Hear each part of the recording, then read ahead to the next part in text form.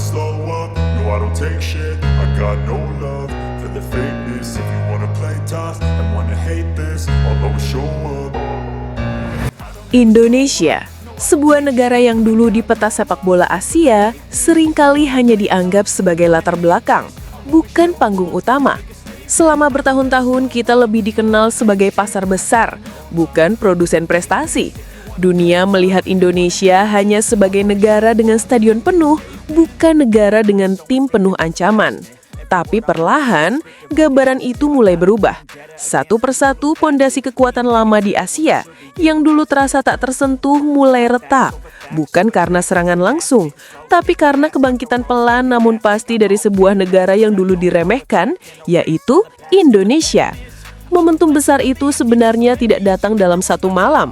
Ia dimulai dari perjalanan panjang Garuda yang akhirnya mencapai ronde 4 kualifikasi.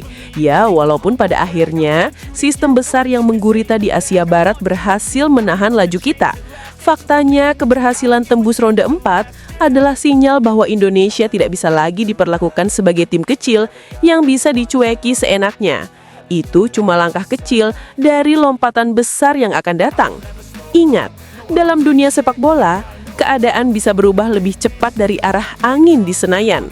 Kadang satu keputusan dari badan tertinggi sepak bola dunia cukup untuk membalikan arus, mengubah peta, bahkan menggeser pusat gravitasi kekuatan. Dan itulah yang terjadi ketika FIFA mengumumkan daftar negara tuan rumah FIFA Series 2026. Dari sekian banyak nama, satu nama yang paling membuat dunia berhenti sejenak dan melirik, Indonesia. Negara dengan 280 juta penduduk, dengan atmosfer supporter yang bahkan klub-klub Eropa iri, dengan sorotan media yang setiap kali timnas main langsung meledak ke jutaan penonton. Tapi, keputusan ini bukan sekadar memilih lokasi turnamen. Ini jauh lebih besar. Ini tentang peta kekuatan Asia yang mulai berubah, tentang munculnya kiblat baru, tentang Asia Tenggara yang akhirnya menemukan suaranya, dan tentang kenapa sebagian negara, khususnya blok kuat Asia Barat, mulai terlihat tidak nyaman. Bayangkan, kita bicara kawasan Asia Tenggara dengan total populasi mendekati 700 juta jiwa. Selama puluhan tahun, kawasan ini tidur panjang, hanya menjadi konsumen, bukan produsen. Tapi kini, setelah media sosial membuka suara publik dan pasar berubah begitu cepat, kawasan ini mulai bangkit. Dan Indonesia berada di garis paling depan dari kebangkitan itu. Di pembahasan kali ini kita bedah semua. Kenapa FIFA memilih Indonesia? Kenapa sponsor global tiba-tiba berdatangan? Kenapa beberapa negara kaya di Timur Tengah mulai gelisah? Serta apa dampaknya terhadap masa depan sepak bola Asia? Dan yang terpenting, apakah Indonesia benar-benar siap menghadapi lonjakan besar ini? Oke, let's go. Kita kupas yang tidak akan dibahas media arus utama. Ya, kecuali nanti ada yang ngejiplak. Pertama, kita harus memahami dulu, FIFA Series bukan friendly biasa. Ini bukan laga coba-coba yang dimainkan di sela-sela kalender tanpa poin, tanpa tekanan, tanpa gengsi. FIFA Series adalah program resmi, valid, terstruktur, yang mempertemukan tim-tim lintas konfederasi di dalam mini turnamen resmi. Semua pertandingan tercatat penuh dalam ranking FIFA. Semua partisipasi dihitung sebagai laga internasional berkualitas. Dan yang paling penting, ini adalah alat FIFA untuk memecah tembok antar benua yang selama puluhan tahun membatasi interaksi kompetitif antar kawasan. Artinya apa? Artinya Indonesia kini punya peluang menghadapi lawan-lawan dari Afrika, Amerika Latin, Eropa Minor, bahkan tim-tim dari kawasan yang selama ini sulit diajak uji coba. Meski pada akhirnya lawan ditentukan FIFA, fakta bahwa kita menjadi tuan rumah menempatkan kita dalam posisi tawar yang sangat besar. Dan itu hanya mungkin terjadi karena FIFA menilai Indonesia siap, bukan hanya secara infrastruktur, tapi juga secara pasar serta secara antusiasme publik. Dalam sepak bola modern, 3 komponen itu adalah senjata langka. Dan FIFA jelas tidak bertindak tanpa data. Mereka melihat angka, statistik, tren, potensi pasar, engagement digital, serta tingkat fanatisme. Dari semua itu, Indonesia dan Asia Tenggara punya nilai yang luar biasa. Populasinya besar, penonton TV-nya besar, pengguna digitalnya masif, dan interaksi publiknya termasuk yang tertinggi di dunia. Dengan kata lain, Indonesia bukan lagi pasar masa depan. Indonesia adalah pasar masa kini. Sponsor-sponsor global pun mulai shifting.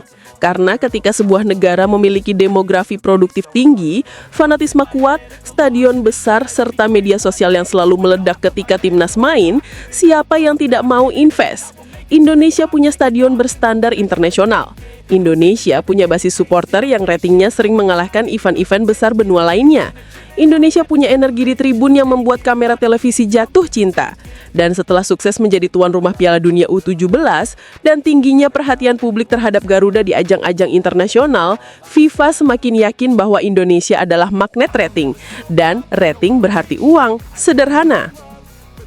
Lalu timbul pertanyaan besar, kenapa negara-negara kaya di Asia Barat mulai terlihat gelisah? Karena selama puluhan tahun peta kekuatan AFC didominasi oleh blok itu, Qatar, Saudi Arabia, UAE, serta negara-negara dengan keuangan melimpah dan fasilitas super. Mereka memegang liga terkaya, klub-klub terbesar, serta pengaruh diplomatik terhadap struktur organisasi AFC. Tapi ketika Indonesia masuk radar FIFA sebagai tuan rumah event resmi global, itu artinya spotlight yang selama ini condong ke barat mulai bergerak ke tenggara. Dan spotlight itu bukan sekadar cahaya, itu uang, itu sponsor, itu rating, itu kekuasaan dalam diplomasi sepak bola. Brand-brand global jelas akan lebih tertarik kepada pasar dengan konsumen aktif yang jauh lebih besar. Populasi 700 juta ASEAN jelas tidak bisa dibandingkan dengan total populasi seluruh Timur Tengah jika digabungkan sekalipun. Apabila sponsor besar mulai shifting ke Asia Tenggara, otomatis pamor event-event yang selama ini rutin digelar di Timur Tengah akan terdampak. Mereka tidak akan menyatakan itu secara langsung, tapi pola geraknya mulai terlihat. Lanjut, salah satu kekuatan terbesar Indonesia adalah rating TV yang luar biasa. Ketika timnas main, angka penonton bisa menembus angka yang bahkan tidak pernah disentuh banyak negara Asia lainnya. Dan itu bukan sekali dua kali, itu terjadi berulang. Ditambah engagement digital yang naik gila-gilaan setiap kali Garuda berlaga, FIFA punya alasan kuat menjadikan Indonesia sebagai tempat eksperimen besar untuk masa depan sepak bola global. Jika FIFA Series dan FIFA ASEAN Cup berjalan sukses di Indonesia dan Asia Tenggara, sponsor global akan berbondong-bondong masuk. Negara-negara luar Asia juga akan mengajukan diri sebagai undangan. Fans internasional akan mengenal Indonesia, rating global bisa meningkat. Dan itu semua secara otomatis menggeser pusat perhatian AFC yang selama puluhan tahun duduk nyaman di Asia Barat. Yang lebih menarik lagi, pasar yang dulu dianggap kecil kini menjadi salah satu pasar paling seksi dalam sepak bola dunia. Vietnam naik, Thailand stabil dengan liganya yang rapi, Malaysia ya nanti belakangan aja itu, seperti biasa.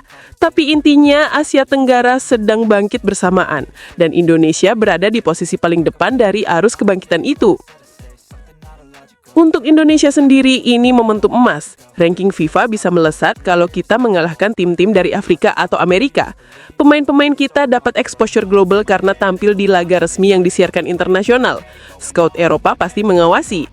Dan PSSI akan punya posisi tawar yang sangat besar dalam diplomasi internasional. Sesuatu yang selama bertahun-tahun tidak pernah benar-benar kita miliki. Pada akhirnya, sponsor premium akan semakin banyak masuk karena pasar ASEAN 700 juta orang jauh lebih besar dari total pasar Timur Tengah yang selama ini menjadi lumbung utama AFC. Sepak bola bukan hanya permainan di lapangan. Ini tentang arah sejarah, tentang keberanian memanfaatkan momentum. Kadang sejarah dimenangkan bukan oleh negara terkuat, tapi negara yang tahu kapan harus melangkah ke panggung. Dan Indonesia sekarang berada tepat di depan pintu besar itu. Bukan pintu kecil, tapi pintu yang bisa mengubah posisi kita dalam peta dunia. Kalau pintu itu tidak kita masuki sekarang, mungkin kita tidak akan dapat kesempatan kedua. Karena dalam hidup ini, lawan kita bukan hanya 11 pemain di lapangan. Lawan kita adalah blok kekuatan lama yang tidak rela panggungnya direbut. Mereka akan melakukan apapun untuk menghambat, bahkan mengganggu tipis-tipis rencana yang sedang kita siapkan. Tetapi sejarah selalu memihak kepada mereka yang berani naik ke panggung. Dan sekarang pertanyaannya bukan lagi siapa yang mengizinkan Indonesia menjadi besar, bukan itu. Pertanyaannya adalah siapa yang mampu menghentikannya. Inilah era baru, era ketika Indonesia bukan lagi figuran, bukan lagi penonton, tapi aktor utama di panggung sepak bola dunia. Untuk semua elemen timnas, tetap semangat, tetap bekerja keras, dan tetap percaya bahwa kita sedang berada di jalur yang benar. Garuda bukan lagi bersuara pelan, Garuda sedang terbang ke panggung dunia. Kita Garuda.